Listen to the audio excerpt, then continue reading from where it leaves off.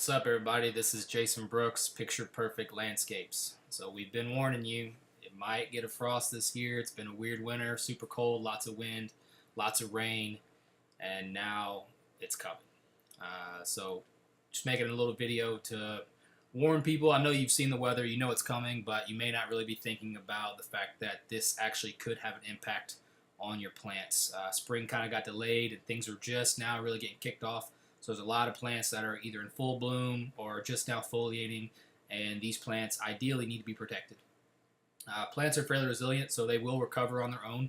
A couple could be stunted for longer periods than others, but a few minutes on your part and maybe a few dollars could help protect these plants and not have those issues to deal with. Most likely you're getting ready to entertain and be outside, and the last thing you want to do is have plants that look kind of rough for the next 2 or 3 weeks while they recover from what may only be a day or two of frost.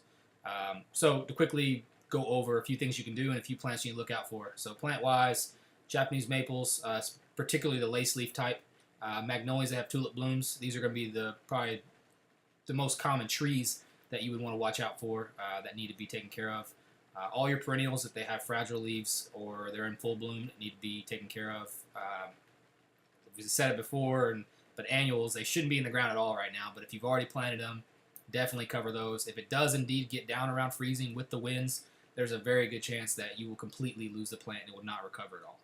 This is probably the only type of plant that's going to die would be your spring and summer annuals. And if you have a question about if that's what you have, you can definitely call and I'll tell you what you need to do.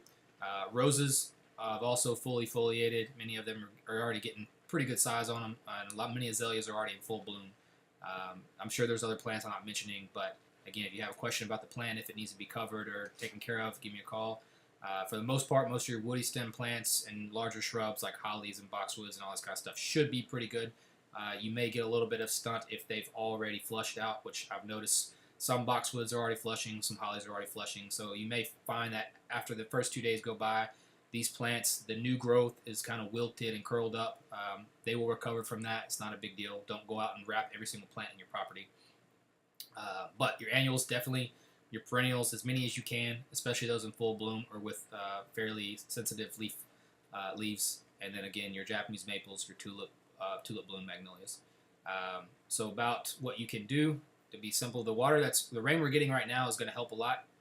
Wet soil tends to hold heat better than dry soil will. So as the temperatures drop overnight, the fact that we've received all this rain will slow down the cooling of the soil, which will be much, much better for the plants. Additionally, covering as many as you need to with whatever you have available to you. This can be plastic, garbage sacks, sheets of plastic, bed sheets, drop cloths, burlap, and most people don't have it here, but there are things called frost blankets, which are designed specifically for these instances where it's 70 degrees one day and the next night 32 degrees. So that works well for some of your larger items. Smaller items, you can cover them up with a cardboard box or plastic or glass bowls.